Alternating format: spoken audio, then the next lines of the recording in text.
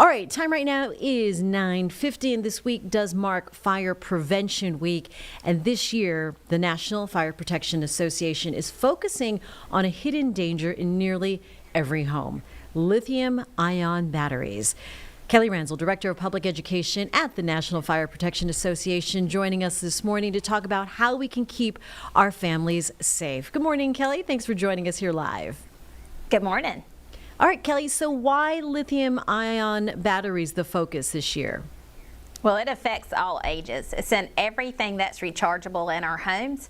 And so we found some tips that can actually keep everybody's home safe since we're all using them. All right, I like that. We always like good tips. So starting right at home, right? What can we do?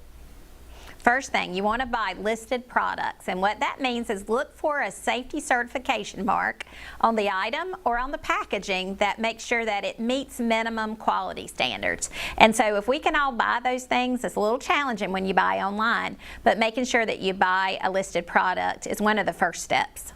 And where do we see that it's one of the listed products on the So it would be it would be like UL or ETL. It would be a round circle on it that says it meets safety certification. Okay, let's talk about charging then. A lot of people charge their phones. I know we do it at home on the nightstand, maybe even under the pillow. Why is that dangerous?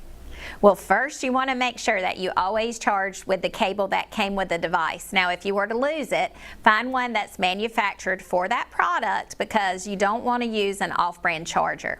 Next, you want to make sure when an item is fully charged that you take it off the charger and you unplug it. They're not designed to be kept on a charger all the time. And then the last thing is you always charge on a hard surface, never in your bed, on a couch, or on a pillow, because it needs air circulation around it to keep it safely charging. All right, very good. I could use that tip for myself. Kelly, what should people do with old batteries then that they no longer use?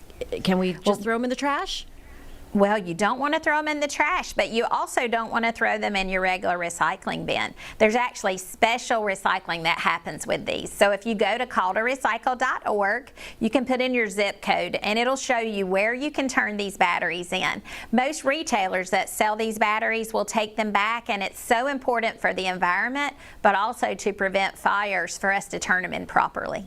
Any warning signs for a lithium-ion battery that might be damaged or just plain old dangerous? Yeah, so if your device or the cable gets hot, that's a warning sign. You also don't want to expose it to really hot conditions or really cold conditions. And then if it were to have a sweet electrical smell, or if it changes color or shape, those should be a warning sign to us. So you want to quit charging it. You want to get it away from anything that could catch fire.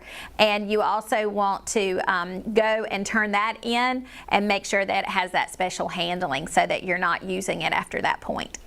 All right, good stuff. Kelly, anything else that our viewers should know this morning about the danger of lithium-ion batteries?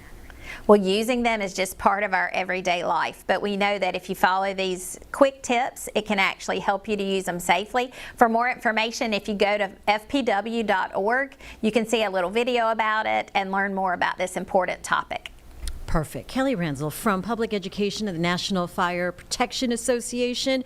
Appreciate your time this morning.